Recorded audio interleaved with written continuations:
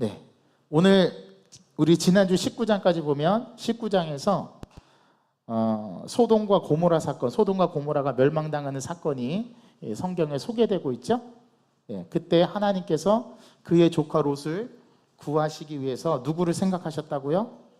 아브라함을 생각하셔서 조카 롯을 그 멸망의 심판 가운데서 은혜로 건져주시는 사건이 바로 19장에 소개되고 있고, 또 그 다음에 19장 후반부에는 그 롯이 자기 아내가 이렇게 도망하는 가운데 뒤를 돌아보면서 소금 기둥이 되어버리잖아요. 그리고 그의 딸들은 아직 결혼하지 않아서 자녀가 없는 상태인데, 어떻게 보면 롯의 대가 끊어지는 그러한 상황이 발생한 겁니다. 그때 이 두 딸이 자기들의 딴에는 아버지의 후사를 이어서 아버지의 민족이 끊어지지 않게 하려는 큰 대의를 가지고 근친상간이라는 엄청난 일들을 통해서 롯의 두 자녀가 태어나게 되는데, 그게 오늘날의 암몬 족속과 모압 족속의 기원이 되는 내용이 창세기 19장에 기록되어 있습니다. 자, 우리가 창세기 말씀을 읽을 때, 성경 말씀을 읽을 때 여러분들이 그 말씀 가운데 이상한 점들을 많이 발견하게 될 겁니다. 특별히 아브라함이나 롯 같은 아주 성경의 대표적인 인물로서 소개되는 사람들의 그들의 인생 가운데 좋은 점만 기록이 되었으면 참 좋았을 텐데, 이렇게 아브라함과 롯의 치부와 약점까지 다 기록해 놓은 이유는 무엇일까요?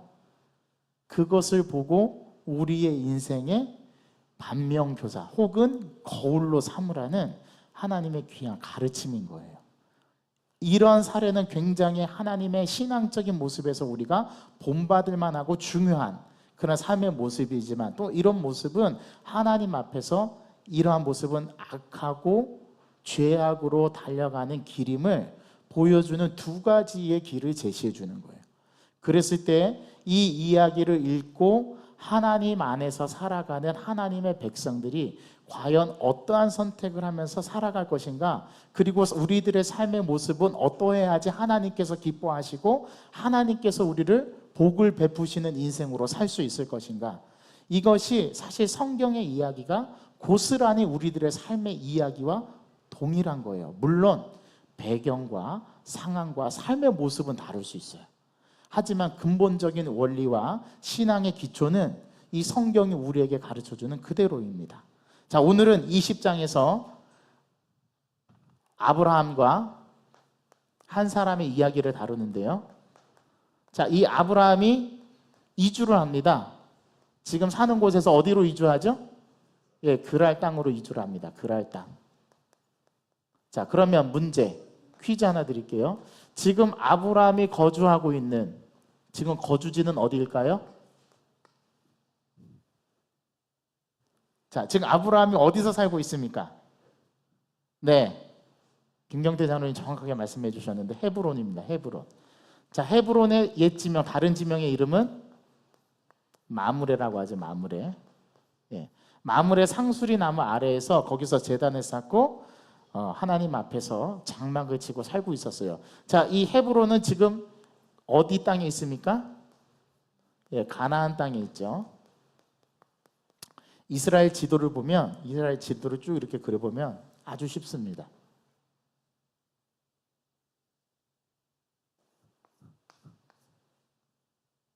이렇게 되어 있는데요. 여기 지중해입니다. 여기가 딱 잘라서 여기가 가나안입니다. 가나안. 자, 여기 요단강이죠. 요단강을 기준으로 해서 오른쪽을 요단, 여기가 가나안입니다. 동편, 왼쪽을 요단, 서편이죠. 자, 여기 요단강이죠.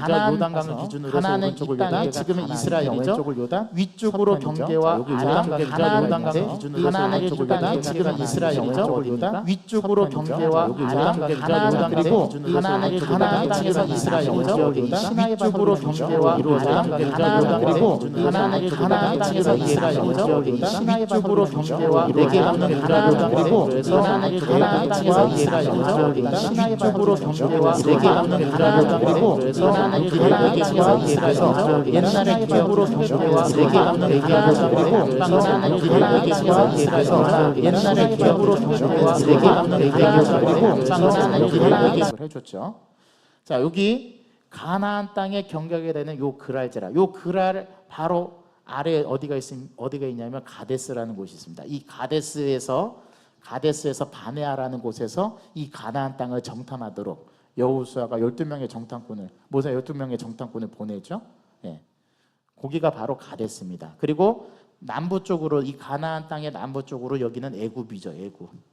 이 애굽에서 여기는 이제 나일강 삼각주 지대라고 하는 여기에 라암셋이 있습니다.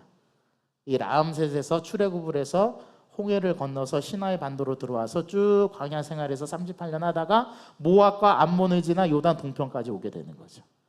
이게 이스라엘 백성들의 출애굽 역사의 한 단면입니다. 자, 오늘 아브라함의 오늘 내용의 배경이 되는 곳이 헤브론. 헤브론은 가나안 땅 요 예루살렘에서 아래쪽으로 그랄 보다 위쪽에 있는 지역입니다. 요 아마 요 사해 이스라엘 지도에서 사해에서 왼쪽으로 쭉 절반을 그으면 그쯤 헤브론이 있거든요. 그 헤브론에서 바로 아래 지역이 이제 그랄이 있어요. 그랄. 자, 이 헤브론에서 거주하고 있는데 더 남방으로 아래쪽으로 네게부 땅으로 어떻게 한 거예요? 이동한 거예요.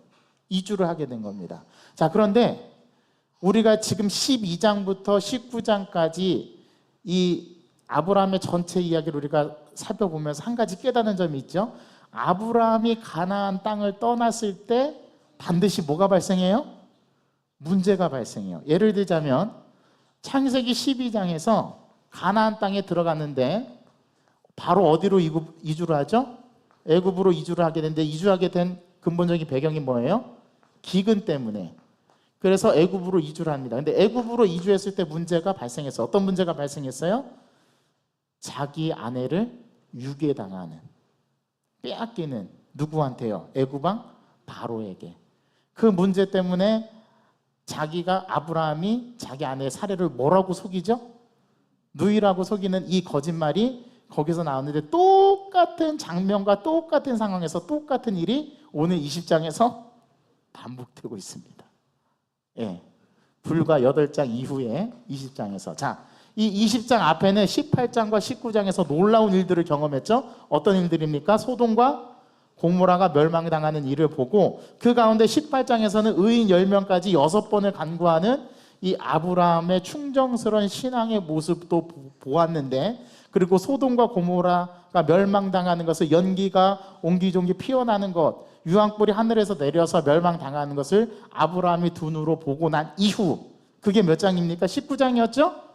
자, 그런데 20장에 와서 전혀 아브라함답지 않은 모습이 또 한번 재현이 되는데요. 아브라함이 그랄 땅으로 들어가서 그 그랄을 지배하고 있었던, 통치하고 있었던 부족 족장의 왕이 누구였냐면 아비멜렉이라는 사람이었습니다. 자, 근데 그 아비멜렉에게 12장처럼 바로 왕에게 했던 것처럼 똑같이 무엇을 합니까? 거짓말합니다. 세 살 버릇 몇 살까지 간다고요? 80까지 간다.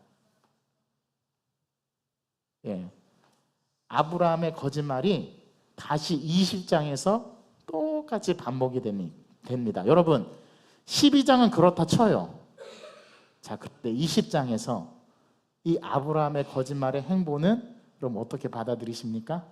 자, 받아들이실만 해요?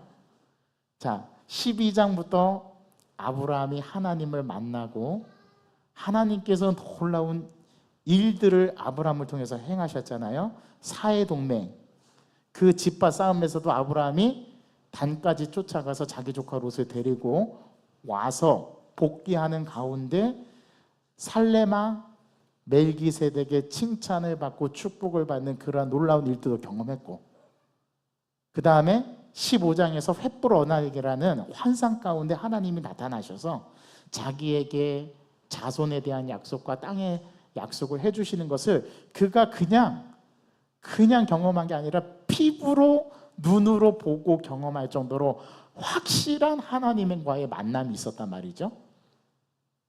그런 다음에 16장에서 변칙을 써서 인간적인 방법으로 하는 것이 잘못됐다는 것을 아브라함이 또 깨닫게 되고 17장에 가서 하나님께서 그를 다시 부르셔가지고 너는 내 앞에서 완전하라 그러면서 이름도 바꿔주셨어요. 그 다음에 할례도 행했어요. 그리고 18장에서는 진짜 아브라함이 정신 차린 모습처럼 자기 조카 롯을 위해서 의인 10명까지 하나님 앞에 자기의 목숨을 걸고 하나님과 대면해서, 그래서 18장에 보면 아브라함이 뭐라고 고백하냐면 내가 한 번만 더 주님께 간구하겠으니 나의 청을 들어달라. 이러한 어투와 말까지 쓰면서 하나님을 독대해서 만났던 아브라함인데, 그런 아브라함의 모습은 온데간데 사라지고 믿음 없는 이러한 치부가 드러나는 아브라함의 모습, 여러분 어떻게 받아들이시나요? 오늘 말씀의 본문의 내용이 굉장히 우리에게 시사하는 바가 큽니다. 이 정도면 아브라함이 좀 믿음으로 성숙하고, 그렇죠? 하나님을 전적으로 신뢰하고 하나님을 믿는 믿음이, 아니 나는 횃불 언약 하나만이라도 난 보여줬으면 나는 진짜 하나님 잘 믿겠어, 이러한 신앙의 고백이 나올 정도로 하나님은 그를 끝없이 만나주시고 보여주시고 깨닫게 해주시고 성장시켜 주셨는데, 아니 20장에 와서 이런 어처구니 없는 일이, 진짜 말 그대로 어처구니 없는 일이 벌어진 거죠. 아니 12장에서 아내를 방패로 삼아서 자기 목숨 부지했으면 그걸로 끝나야지, 아니 어떻게 이렇게 똑같은 일을 또 저지른단 말입니까? 이게 누구의 모습이에요? 우리의 모습이에요. 우리는 똑같은 실수를 반복하고 똑같은 잘못을 하나님 앞에 행하고, 그게 또 이스라엘 백성의 모습이었죠. 여러분 사사시대 어떻겠습니까? 하나님을 왕으로 모시고 살아야 되는데 하나님을 왕으로 모시고 살지 않고 누구를 주인으로 모셨어요? 바알. 또 누구를 주인으로 모셨어요? 아세라. 또 누구를 주인으로 모셨어요? 맘몬, 말감, 이런 신들을 우상으로 섬기는 이스라엘 백성들의 모습은 그냥 성경에서 재미있는 하나의 이야기로 들려주는 게 아니라 여기에 인간의 속성, 죄악의 속성. 아브라함이 이 정도 됐으면 하나님 앞에 겸비하고 이러한 실수를 반복하지 않아야 되는데, 이러한 또 어처구니 없는 이러한 일들을 행하는 아브라함의 연약한 모습이 오늘 20장에 아주 적나라하게 소개되고 있습니다. 심지어 아비멜렉은 잘못이 없다는 걸 하나님도 인정하셨어요. 나도 안다. 네가 깨끗한 손으로 정직한 마음으로 이렇게 행한 거 나도 안다. 하나님도 인정해 주십니다. 이거 아비멜렉의 잘못이 아니래요. 그런데 하나님께서는 아비멜렉이 사라를 데리고 간, 여기서 데리고 가다라는 히브리어 원어가 결혼하라는 뜻인데, 이 사라를 데리고 간 일 때문에 그 아비멜렉의 집안의 모든 여성의 태의문을 하나님이 닫아버립니다. 그리고 사라를 데려간 일로 인해서 아비멜렉이 병에 걸리죠. 그래서 사라를 아내로 데려갔음에도 불구하고 가까이 하지를 못했던 거예요. 그렇게 한 분도 누구시라고 오늘 성경에 말하냐면 내가 그렇게 했다. 네가 범죄하는 것을 내가 막았다. 하나님은 오늘 그렇게 아비멜렉에게 말씀하십니다. 우리가 그 내용을 좀 자세하게 들여다볼 필요가 있어요. 자, 오늘 1절은 거기서라고 말하고 있죠. 거기서. 자, 여기서 거기서는 어디를 말하냐면 헤브론을 말합니다. 아브라함이 어디서 거주했다고요? 헤브론. 헤브론은 다른 말로 다시 마므레. 꼭 기억해 두십시오. 이 마므레 상수리 나무 아래에서 제단을 쌓고 하나님을 섬기고 살았는데, 이제 이주해서 어디로 가는 겁니까? 그랄 땅으로 옮겨갔어요. 가나안 땅을 이제 벗어나는 거죠. 조금씩 더 멀어지는 거죠. 애굽 쪽으로 더 가까이 갑니다. 항상 성경은 애굽 쪽으로 가면 문제가 발생해요. 참 신기해요. 항상 이스라엘 백성들이 가나안 땅을 떠나서 다른 곳으로 옮겨가면 문제가 발생합니다. 오늘 아브라함도 그러한 이유가 나오는데요. 자, 거기서 현재 아브라함이 거주하고 있는 곳에서 옮겨갑니다. 그랄 땅으로 가는데, 자, 그랄이라는 지명, 그랄, 히브리어로 그랄인데, 이 그랄이라는 말의 의미랑, 여러분 나그네라는 말 알죠? 나그네. 지금 아브라함은 유목민으로서 계속 거처를 옮겨 다니지 않습니까? 그래서 어떻게 보면 나그네, 객인데, 이 그랄이라는 히브리어 명칭과 나그네라는 히브리어 명칭이, 이게 게르라는 말이에요. 게르. 나그네라는 뜻이 게르. 그리고 이거 그랄은 히브리어 지명입니다. 자, 그랄의 초성 그 기역과 리을, 또 나그네라는 히브리어 단어인 그 히브리어가 게르인데 기역과 리을 초성이 같아요. 그러니까 한 어원에서 나온 겁니다. 또 오늘 말씀해 보니까 머물다라는 뜻이 나오죠. 머물다, 그랄에 머물다. 이 머물다라는 뜻이 히브리어 단어가 구루라는 뜻인데 구루라는 단어인데 이 구루라는 단어도 초성이 기역과 리을입니다. 다 그랄이라는 이 명사의 어원에서 나왔어요. 똑같은 뜻입니다. 히브리어, 이걸 언어 유희라고 하죠. 월드 프레이라고 하는데 이 언어 유희를 창세기 저자는 많이 사용해요. 자, 그랄이라는 그 지명으로 옮겨가서 사는데 이 그랄의 족장이 아비멜렉이라는 사람이 있었습니다. 아비멜렉. 이 멜렉이라는 단어 여러분은 이미 알고 있어요. 말라기. 우리 성경책에 말라기 있잖아요. 이 말라기가 히브리어로 말라크입니다. 말라크. 말라크라는 단어에서 온다. 말라크의 뜻은 왕이라는 뜻이에요. 아비는 나의 아버지라는 뜻입니다. 그러면 아비멜렉은 무슨 뜻이에요? 나의 아버지는 멜레크, 왕이시다라는 뜻입니다. 이게 아비멜렉의 뜻이에요. 그 아비멜렉이 그랄 지역을 통치하고 있었는데 그래서 이름을 아비멜렉이라고 불렀나 봐요. 그 아비멜렉과 누가 만나는 거예요? 하나님께서 선택한 아브라함이 만납니다. 그게 1절의 내용이에요. 그리고 20장은 이 18장과 19장과 동떨어지지 않고 연결이 되어 있습니다. 우리가 하나님의 말씀을 읽을 때 우리가 오늘 20장을 읽었잖아요. 근데 여러분들은 20장만 생각하시면 안 되고 이 앞에 나오는 18장과 19장을 기억하셔야 돼요. 이걸 문맥간 의미라고 하는데, 자, 여러분들이 말씀을 우리가 큐티의 가장 맹점이 뭐냐면 그날 그 본문만을 가지고 묵상할 때 오류가 생길 수가 있어요. 예를 들자면 그 본문의 말씀이 그 앞에 나오는 말씀과 연결이 되어 있는 부분이 있는데 그걸 차단해버리고 그날만 나에게 주시는 말씀으로 받을 때 우리가 이 큐티의 가장 맹점이 뭐냐면 그날 그것만을 가지고 나에게 주시는 말씀으로 받을 때 우리가 성경의 오류적인 묵상을 할 때가 있어요. 그래서 앞뒤 문맥 간의 의미를 잘 살피셔야 됩니다. 오늘 20장은 이 18장부터 시작되는 19장의 내용과 서로 연관이 있어요. 오늘 이 사건 다음에 아브라함이 지금 그랄로 옮겨갔다라고 얘기를 하고 있거든요. 소돔과 고모라의 멸망을 본 이후에 아브라함이 그랄로 넘어가고 있는 모습을 성경은 오늘 말하고 있는데 이 20장의 배경이 바로 이 18장과 19장의 배경을 토대로 해서 아브라함이 옮겨갔다라는 거예요. 아브라함이 가나안 땅에 들어갔을 때 75세였는데 그때도 가나안 땅에 들어가자마자 뭐가 생겨서? 기근이 생겨서 애굽으로 이주했잖아요. 그러니까 이 가나안 땅에 들어갔다라는 사실과 연관돼서 애굽으로 옮겨간 걸 성경이 말하는 것이지 그냥 애굽으로 갔다라고 그것만 말하는 게 아니거든요. 그래서 19장에서 소돔과 고모라가 멸망당하고 나서 아브라함이 그걸 두 눈으로 보고 어디로 옮겨갔냐면 아랫지방인 그랄로 내려간 거예요. 자, 이 그랄이라는 그 지리적인 배경을 아브라함은 잘 알고 있었고 또 오늘 소돔 땅에서 있었던 문제와 그랄 땅에서 있었던 문제가 또 연결이 되는 부분이 있는데 자, 어떤 부분이 연결이 되냐 하면 첫 번째는 둘 다 체류자가 등장합니다. 자, 우리 19장에서는 체류했던 사람이 누구였죠?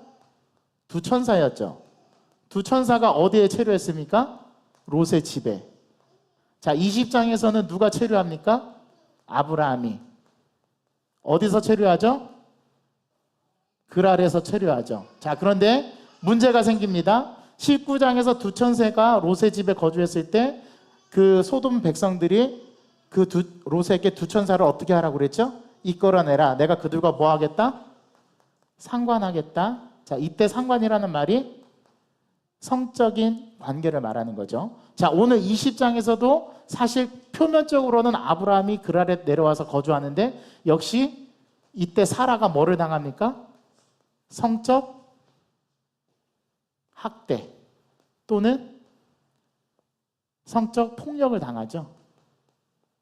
남편이 있는데도 어떤 힘에 의해서 그랄 왕 아비멜렉의 아내로 데려가는 이러한 일들이 똑같이 이 체류자가 성적 학대를 당하는 주제를 담고 있어요. 두 번째, 어떤 공동적인 이야기가 있냐면 하나님의 정의 문제를 다룹니다.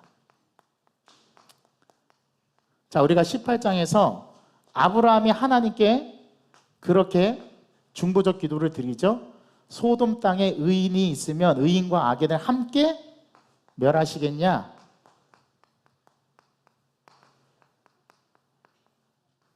자, 그럴 때 하나님께서 의인이 있으면 내가 함께 멸하지 아니하겠다. 자, 오늘 이 하나님의 정의가 누구에 의해서 제기가 되냐면 아비멜렉에게 의해서 제기가 되죠. 아비멜렉이 뭐라고 얘기합니까, 여러분? 하나님께서는 의인도 멸하시는 그런 분이십니까? 라고 오늘 본문에서 아비멜렉이 이의를 제기해요. 똑같이 하나님의 정의 문제, 이 신종론 문제를 언급합니다. 그런 점에서 18장과 19장이 연결이 되고요. 세 번째는 두 이야기 모두 무슨 기도가 나와요? 중보적 기도가 나와요. 자, 18장에서는 아브라함이 누구를 위해서 중보적 기도를 드리죠? 롯을 위해서. 20장에서는 아브라함이 누구를 위해서? 아비멜렉의 병과 그 여종들의 태문을 여는 기도를 하죠. 중보적 기도를 드리잖아요. 또 하나님이 말씀하셨어요. 아브라함이 너를 위해서 기도하면 네가 살고, 네가 그를 놓아주지 않아서 아브라함이 내게 기도하지 않으면 너는 반드시 어떻게 될 거다? 내 종들과 함께 죽게 될 거다. 그래서 중보적 기도가 연결고리로서 20장과 18장, 19장이 서로 연결이 됩니다. 네 번째는 하나님을 경외하는 주제가 나타나요. 경외. 자, 아브라함이 얘기하죠. 아브라함이 거짓말을 하게 된 근본적인 원인이 뭐예요? 그랄 땅에는 하나님을 두려워하는 사람들이 없을 거라고 예상을 해서 자기의 목숨이 위태롭게 느껴져서 12장처럼 애굽에 내려갔을 때와 똑같이 자기 아내를 누이라고 속이자 했던 게 사건의 발단이지 않습니까? 맞죠? 그래서 이 경외라는 주제가 똑같이 드러나요. 자, 소돔과 고모라 땅에는 하나님을 경외하는 사람이 있었습니까? 없었습니까? 의인 10명조차 없었어요. 그 말은 뭐냐면 하나님을 경외하는 사람이 없다라고 보시면 돼요. 이 하나님의 경외에 대한 주제가 나타나고, 또 다섯 번째는 불임에 있었던 여성이 치유받는, 그래서 여호와 라파의 하나님을 경험하게 되죠. 이게 똑같은 주제로 20장과 18장, 19장에 나옵니다. 18장에서는 누가 불임이었어요? 사라가 불임이었죠. 그리고 오늘 20장에서는 누가 불임입니까? 아비멜렉과 그 여종들이 다 불임이었어요. 아이를 갖지 못하는 이러한 어려움에 처했습니다. 그 모든 것들을 어떻게 하시죠? 하나님이 치유하시죠. 자, 재미있는 거는 오늘 말씀에 아브라함이 아비멜렉과 그의 여종들을 위해서 기도했는데 오늘이 20장이거든요. 다음 주가 21장인데 21장에 가면 사라가 어떻게 됩니까? 불임이 치료돼서 아이를 갖게 되죠. 아마 오늘의 이 중보기도는 단순하게 아비멜렉과 그 여종을 위한 중보적 기도뿐만이 아니라 누구까지 포함하고 있어요? 사라까지 포함하고 있다는 사실을 알려줍니다. 이게 18장과 19장에 나오는 서로 연결고리예요. 그 연결고리 가운데 오늘 본문의 맥락을 들여다봐야 합니다. 자, 여러분, 오늘 아브라함이 두 번째로 이주를 하는데 첫 번째 이주는 언제 있었나요? 우리가 잘 아는 12장에서 애굽으로 이주했던 게 한 번 있었고, 두 번째는 이제 오늘 본문인데 오늘은 어디로 이주를 하죠? 그랄로 이주합니다. 자, 그랄이 어디에 있어요? 그랄은 1절에 보니까 가데스와 술 사이라고 되어 있죠. 술. 네. 술은 애굽을 말하고, 자, 이 술이라는 지역에서 나온 파생된 여인이 창세기에서 또 한 명 있는데 그게 누구냐면 하갈입니다. 네, 하갈이 그의 여종에 의해서, 애굽 여자였죠. 하갈은 그 사라에 의해서 다시 이제 고향으로 자기 아들을 데리고 학대를 피해서 도망가려고 할 때 하나님께서 그 하갈을 만나 주셔서 내 여종에게, 내 주인에게 돌아가라, 수하에 복종하라 말하지 않습니까? 그때 하갈이 돌아가려고 했던 곳이 어디였어요? 애굽이었어요. 애굽. 네, 애굽. 애굽으로 돌아가다가 부엘라의 해로에 의해서 거기서 하나님을 경험하게 되는 거죠. 그래서 가데스와 술 사이에 있었던 땅이 바로 그랄이었습니다. 그 그랄에 가서 이제 이 아브라함과 사레가 거주하려고 내려갔던 건데, 거기에서 뜻밖의 문제를 만나게 되죠. 어떤 문제였습니까? 그 아비멜렉이 사라를 보고 사라를 뭐로 삼으려고 했어요? 아내로 삼으려고 했어요. 자, 그런데 여기서 12장과 차이점이 하나 있습니다. 12장 바로왕, 애국왕 바로 앞에서는 어떤 조건이 붙어져 있었냐면, 이 사례가 심히, 모든 애굽의 여인보다 심히 아름답다라고 말이 나왔어요. 그러니까 바로는 이 사라의 아름다움에 반해서 그 사라를 자기 아내로 모시려고 했는데, 오늘 본문에는 사라가 아름답다라는 표현이 없어요. 그리고 이미 사라는 폐경기입니다. 나이가 들어서 늙었고, 사라가 그렇게 말했어요. 나도 나이가 많아 늙었고 내 주인도 나이가 많아 늙었는데 어떻게 나에게 아들이 있으려 하고 장막에서 호호호하고 웃었어요. 하나님께서 너에게 아들이 있을 거라고 했을 때. 자, 오늘 아비멜렉이 바보가 아닌 이상 사라가 아름다워서 아내를 취하려고 했던 건 아니었던 것 같아요. 오늘 본문의 배경 그렇습니다. 그렇다면 왜 아비멜렉은 사라를 아내로 데려가려고 취하려고 했을까요? 이 동기가 중요합니다.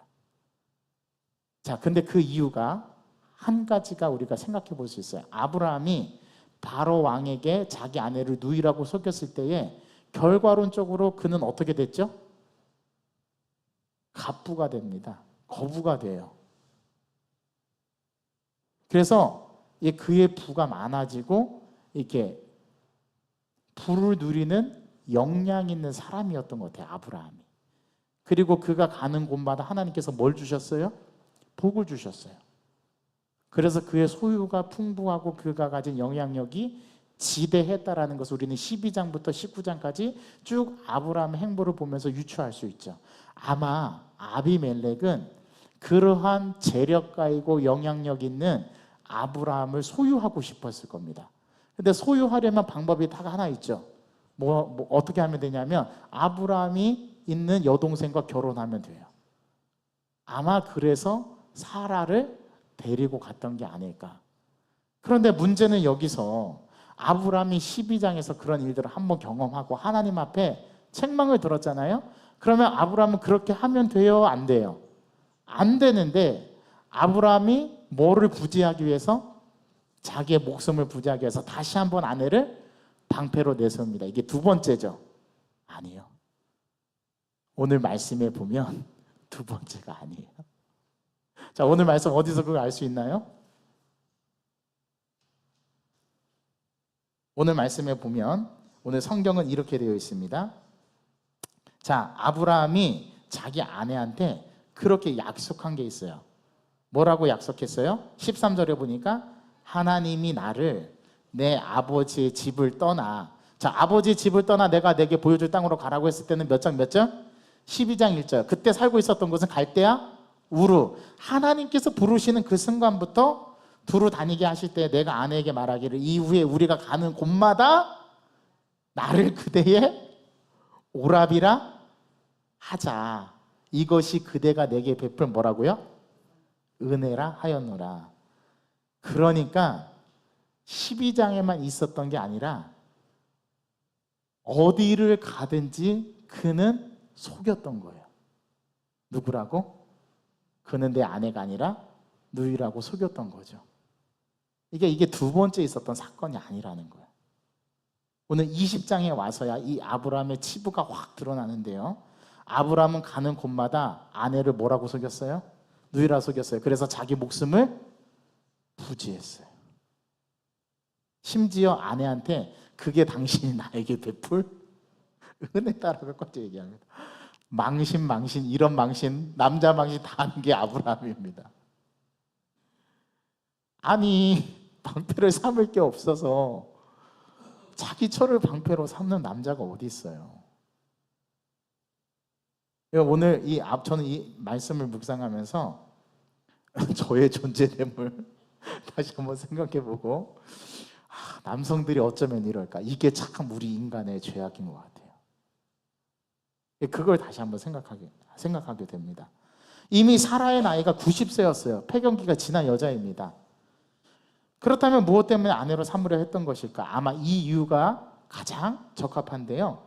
그래서 아비멜렉이 사라를 데리고 가는데 문제가 발생했어요. 자, 진짜 아비멜렉이 사라가 너무 예쁘고 아내를 삼으려고 했다면 아마 사라 동침을 했을 겁니다. 그런데 오늘 말씀에 보니까 아비멜렉이 뭐라고 얘기하냐면 나는 사라에게 손을 댄 적이 없다. 그리고 나는 그에 대해서는 어떻게 하다? 깨끗하다. 나는 온전한 마음으로 사라를 그렇게 대했다. 그렇게 하나님 앞에 뭐합니까? 항변합니다. 하나님께 밤중에 나타나서 너 그렇게 하면 안 돼. 그 아내를 돌려보내. 그 여자는 남편이 있는 여자야. 그랬더니 깜짝 놀라면서 하는 얘기가 저는 몰랐어요. 아비멜렉이 나는 몰랐어요. 그리고 그 두 사람도 아브라함은 자기 누이라고 했고 그 사라도 자기 오라비라고 했으니까 나는 그것만 믿고 사라를 결혼한 여자로 알지 아니하고 데려왔을 뿐인데 그리고 나는 실제로 그녀와 함께 잠을 자지도 않았고 또 나는 깨끗한 마음으로 온전하게 이렇게 했기 때문에 저는 잘못이 없습니다. 그랬더니 하나님께서 나도 안다.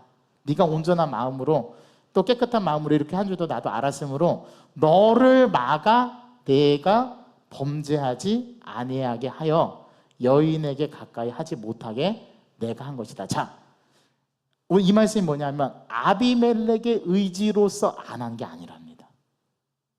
이니셔티브, 주도권이 누구에게 있다라는 거예요? 하나님이 하셨다라는 거예요. 하나님이 막지 않으시면 인간은 죄로 갈 수밖에 없어요. 아마 범했을 거예요. 그런데 하나님께서 이걸 어떻게 하셨대요? 막으셨답니다. 이렇게 한 게 누구래요? 하나님이시랍니다. 오늘 하나님께서 아비멜렉에게 이것을 정확하게 지적해요. 그리고 7절에 보니까 이제 그 사람의 아내를 어떻게 하라고요? 돌려보내라. 그렇게 이야기합니다. 아브라함의 거짓말로 시작된 위기가 하나님께서 밤중에 꿈으로 그 아비멜렉에게 나타나셔서 현몽하셔서 하나님이 아비멜렉과 아브라함과 사라의 삶에 개입하시죠. 그러니까 위기의 순간에는 하나님께서 이렇게 개입하셔서 그들이 하나님 앞에 범죄할 수 있는 그 범죄의 가능성을 하나님께서 막으시고 그들을 온전하게 세워주십니다. 자, 그런데 오늘 이 문제의 발단의 원인은 사실 아비멜렉에게 있는 게 아니라 누구에게 있었던 거예요? 아브라함에게 있었던 거예요. 아브라함의 이 거짓말 하나가 아비멜렉과 그의 국가에 엄청난 치명타를 주고 또 사라와 자기에게도 큰 수치가 일어날 수 있는 일이 될 수 있었는데 누구의 개입으로? 하나님의 개입으로 이것이 막아진 놀라운 사건임을 20장은 보여주는 거예요. 제가 이 설교를 많이 들어봤거든요. 어떤 목사님들은 아내를 돌려보내야 합니다. 그래야 우리는 하나님 앞에 죄를 짓지 않고 살 수 있습니다. 이런 도덕적인 것을 말하려고 20장이 있는 게 아니에요. 오늘 하나님께서 인간 역사에 어떻게 개입을 하시고 우리가 범죄할 가능성에 놓여 있을 때 하나님은 어떤 마음으로 우리의 삶을 원하시는지를 하나님은 아비멜렉에게 말씀하시고 아브라함에게 말씀하시는 거예요. 이 아브라함의 거짓말이 언제 고쳐지냐면 이 20장에서 고쳐져요. 이 이후로는 아브라함이 거짓말했다라는 내용이 성경에 등장하지 않습니다. 자, 두 번째, 아브라함이 지금도 이 그랄에 와서 아비멜렉에게 거짓말을 했다라는 사실은 이 아브라함 안에 어떤 마음이, 어떤 감정이 있다라는 것을 보여주죠? 불안이 있다라는 걸 보여줘요. 자신의 생명이 위협당할 수 있다라는 불안을 감지해서 거짓말을 하게 되는 잘못된 방법으로 나아갔다라는 거죠. 맞습니까? 자, 그렇다면 아브라함이 왜 이런 불안을 갖게 되었을까요? 누구를 두려워했기 때문에? 사람들을 두려워했기 때문에. 자, 여기서 우리는 한 가지 하나님께서 또 우리에게 말씀하시는 중요한 음성을 하나 듣습니다. 우리가 진짜 두려워할 대상은 사람이 아니라 누굽니까? 하나님입니다. 그런데 아직도 하나님보다 누구를 더 두려워하는 모습을 보여줘요? 아브라함이 사람을 두려워하는 모습을 보여줘요. 자, 여기서 하나님은 우리에게 뭘 가르쳐 주시려고 하는 것이냐? 진짜 두려워할 대상이 누구냐 이거예요. 저와 여러분들이 진짜 두려워할 대상이 누구냐? 하나님께서 오늘 본문을 통해서 이걸 아브라함을 통해서 우리에게 이 이야기를 듣는 우리에게 말씀하시고자 하는 귀한 메시지가 여기에 들어있는 거예요. 단순하게 성적인 범죄를 하면 안 됩니다. 그런 윤리 도덕적인 그런 것을 가르쳐주기 위해서 20장이 기록된 말씀이 아니라는 거예요. 19장과 18장과 연계해서 보면 하나님의 중요한 주제들이 이 20장에 담겨 있는데, 첫 번째는 하나님이 인간 사이에 어떻게 개입하시느냐, 하나님이 인간 사이에 개입하셔서 어떻게 하나님의 방법으로 이끌어 가시고 주도해 가시는가, 이걸 보여주고요. 두 번째는 우리 인간이 진정으로 두려워해야 되고 경외해야 될 대상은 사람이 아니라, 인간이 아니라 누구라고요? 하나님이라는 사실을 보여줘요. 아직도 아브라함은 이 믿음이 부족했던 거예요. 누구를 신뢰하는 모습? 하나님을 신뢰하는 모습. 사람을 두려워할 게 아니라 하나님을 두려워해야 되는 게 더 중요한 문제라는 사실을 오늘 아브라함에게 암묵적으로 가르쳐 주시고 말씀하는 겁니다. 이 사건을 통해서 아브라함 이후에 거짓말을 고쳐요. 그리고 사라와 했던 약속을 파기합니다. 그리고 나서 21장에 가서야 비로소 하나님께서 그 사라와 아브라함에게 자식을 주시는데, 약속하신 상속자, 그게 누구죠? 이삭. 그래서 이삭이 21장까지 등장하지 않는 이유가 여기 있는 거예요. 왜요? 아직 아브라함은 하나님을 온전하게 신뢰하지 않아요. 자, 그러면 결과적으로 결론을 말씀드립니다. 저와 여러분들이 하나님을 신뢰하지 않으면 어떻게 될까요? 하나님은 역사를 이루실 수가 없습니다. 그러면 우리에게는 인간적인 방법으로 우리의 일들을 해결해 나가려고 우리는 똑같은 모습을 반복할 수밖에 없어요. 문제는 하나님을 신뢰하느냐 신뢰하지 않느냐에 거기에 우리의 인생이 달려있다는 것을 오늘 성경은 가르쳐 줍니다. 자, 이 사건 안에서 아비멜렉에게 하나님께서 선택하라고 말씀하십니다. 자, 어떤 선택이죠? 그 여자 사라를 어떻게 하라고요? 그 남편에게 돌려보내라. 자, 하나님께서 명령하셨어요. 자, 이제 아비멜렉은 선택을 해야 됩니다. 그 여자를 돌려보낼지 내가 계속 취하고 있을지. 자, 그런데 여러분들이라면 어떤 선택을 하겠어요? 당연히 돌려보내야죠. 그런데 아비멜렉은 바로 돌려보내지 않아요. 밤새도록 고민했던 모양입니다.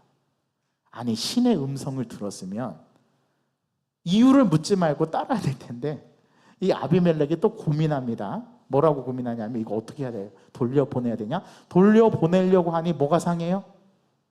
자존심이 상해요. 나는 왕인데. 자기의 치부와 자기의 잘못이 그대로 적나라하게 드러내야 되고, 그렇게 되면 내가 그 사라와 아브라함에게 행한 잘못이 드러나기 때문에 그에 대한 적절한 뭐도 해줘야 돼요? 보상도 해줘야 돼요. 왜 밤새도록 고민하다가 결정이 안 나서 아침에 일찍 일어나서, 오늘 성경 보니까 아침에 뭐라고 해요? 일찍 일어나서 누구를 부릅니까? 자기의 종들을 다 부릅니다. 그리고 밤사이에 하나님을 만난 이야기, 하나님을 만난 현현의 이야기를 해주죠. 그랬더니 그들이 어떻게 했다고요? 심히 두려워했대요. 자, 아브라함은 두려워하지 않는데, 아브라함은 하나님 온전히 신뢰하지 않고 사람을 두려워하는데, 그랄 왕 아비멜렉과 사람들은, 종들은 하나님을 심히 두려워하네요. 야, 이게 뭐가, 이걸 가리켜 주객이 전도됐다고 하는 거죠. 주체가 바뀌어버렸어요. 진짜 하나님을 두려워야 될 사람은 하나님을 안 두려워하고, 이방 사람이었던 하나님을 안 두려워해도 되는 사람들은 하나님의 현현을 경험하고 나서 하나님을 두려워하기 시작합니다. 심지어 종들은 하나님을 만나지 않았잖아요. 그런데 그의 왕이 전해준 말을 듣고 하나님을 두려워합니다. 자, 어떻게 해야 될까요? 네, 돌려보내야 되겠죠. 그렇죠? 그랬더니 바로 돌려보내지 않고 누구를 부를까요? 아비멜렉이 아브라함을 부릅니다. 보내기 싫었나 봐요. 나 같으면 바로 보냈을 텐데. 그랬더니 아브라함을 불러서 아브라함에게 이것저것 추궁합니다. 뭐라고 추궁합니까? 내가 어찌하여 우리에게 이렇게 하느냐? 내가 무슨 죄를 범죄하였기에 네가 나와 내 나라를 큰 죄에 빠질 뻔하게 하였느냐? 이런 말 필요 있어요? 없어요? 없어요. 그냥 돌려보내면 되는 거예요. 근데 아브라함에게 이것저것 추궁합니다. 이게 아비멜렉의 모습인 거예요. 누구의 모습입니까?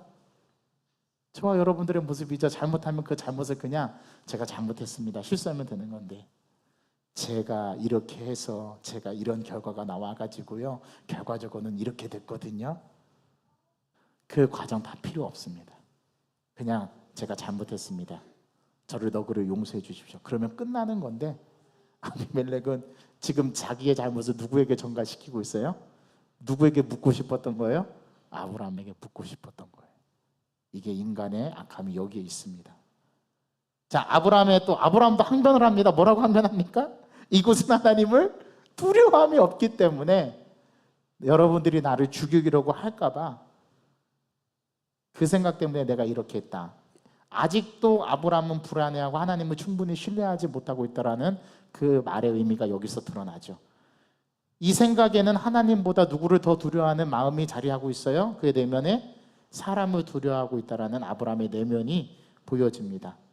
또 아브라함이 뭐라고 항변하냐고 하면, 실제로 내 아내는 이복 누이가 맞아요 라고 대답합니다. 역시 아브라함 이런 설명 필요 있어요? 없어요? 없어요. 그냥 아비멜렉에게 미안하다, 내가 거짓말했다, 나를 용서해 다오, 이러면 끝났을 텐데, 아브라함도 지금 잘못을 전가하고 있어요. 실제로 아브라함은 내 이복 누이가 맞다니까요 라고 말이죠. 이게 인간입니다. 자, 사건의 결말, 아비멜렉의 선택은 어떻게 했어요? 하나님을 두려워하는 쪽으로 선택을 했어요. 여러분들에게 말씀을 드립니다. 항상 마지막 선택, 결말은 하나님을 위한 쪽으로 가야 합니다. 자기가 원하는 쪽이 아니라. 그래야 우리는 심판을 면할 수 있고 하나님의 뜻을 이루어갈 수 있습니다. 자, 아비멜렉은 세 가지를 줌으로써 이 사건을 해결하는데요. 자, 첫 번째, 아브라함에게 뭐를 줍니까? 양과 소와 종들을 그들에게 주고, 두 번째, 아내 사라도 어떻게 합니까? 돌려보냅니다. 자, 그 다음에 세 번째, 그들이 살 수 있는 뭐를 줘요? 땅을 줘요. 자, 이렇게 사건을 해결합니다. 자, 사라를 돌려보낼 때 그냥 돌려보내지 않고, 사라가 이제 모든 사람들에게 알려졌으니까 이 사건이 사라의 수치를 풀어줘야 되잖아요. 그래서 사라의 수치를 풀기 위해서 얼마에 해당되는 값을 지불하죠? 은 1000개입니다. 여러분, 이거 적지 않은 돈이에요. 이 은 1000개는 고대 근동에서 여신이 다른 남신에게 시집 보낼 때 가지고 가는 결혼 집찬금이 은 1000개랍니다. 어마어마한 액수예요. 제가 이것을 약 리터로 환산해 보니까 이 세 개를 킬로그램으로 환산해 보니까 12kg입니다. 자, 12kg에 해당되는 세겔이 얼마의 값어치가 있냐면, 그 당시에 아브라함이 막벨라구를 살 때가 은 400을 주고 샀어요. 그 다음에 한 사람의 노예의 몸값이 은 20세겔입니다. 자, 평상시 유대인들이 결혼 지참금으로 결혼할 때 쓰는 비용이 50세겔이랍니다. 자, 한 사람이 이 12kg에 해당되는 은 1000개는 한 사람이 167년을 일해야 얻을 수 있는 봉급이랍니다. 환산하면 그렇습니다. 엄청난 돈을 준 거예요. 자, 12장처럼 똑같이 아브라함은 거짓말 때문에 결과적으로 거부가 됩니다. 이게 하나님의 약속을 이루어 가시는 방식이에요. 아브라함의 잘못으로 큰 한 나라의 공동체가 와해될 수 있는 그런 지경에까지 이르렀는데, 하나님은 그것을 전화위복시키셔서 아브라함을 거부가 되게 하시고 아비멜렉에게 은총을 베풀어 주십니다. 자, 이렇게 대가 지불을 하고 나서 하나님께서 아브라함으로 하여금 누구를 위해서 기도하게 하시죠? 중보적 기도를? 예, 아비멜렉을 위해서 중보 기도를 하게 하시는데, 아비멜렉에 하나님께서 뭐를 치료해 주세요? 그의 여종들의 불임을 치료하셔서 그들이 출산하게 합니다. 이게 하나님께서 중보적 기도를 통해서 아브라함에게 베푸신 은혜였어요. 자, 오늘 말씀의 결론을 맺습니다. 오늘 이 사건을 보면서 여러분들은 어떤 걸 느끼시나요? 자, 첫 번째, 아브라함이 믿음의 조상이 된 이유는 아브라함이 가진 자질과 그의 혈통과 그의 의지 때문에 믿음의 조상이 된 게 아니라, 누가 아브라함을 믿음의 조상으로 만드셨다고요? 하나님이. 그가 한 공로는 전혀 없습니다. 이거를 우리는 기독교 전문 용어로 은혜라고 합니다. 아브라함이 믿음의 조상이 된 거는 전적인 하나님의 은혜였던 거예요. 자, 두 번째, 저와 여러분들이 두려워해야 될 게 뭘까요? 그럼 뭐가 가장 두려우세요? 암, 질병, 죽음, 그런 거 두렵죠. 그런데 진짜 두려워할 대상을 올바르게 알고 나면 나머지 대상들은 아무것도 두려울 것이 없는 대상이 되는 거예요. 아브라함은 사람을 두려워했습니다. 그래서 자기 아내를 누이라고 속이죠. 왜요? 그래야 자기 목숨을 부지하니까. 아직도 하나님을 전적으로 신뢰하지 못하는 모습이 아브라함에게 보여줘요. 이것이 언제 가서 완성이 되느냐? 22장에 가서 완성이 됩니다.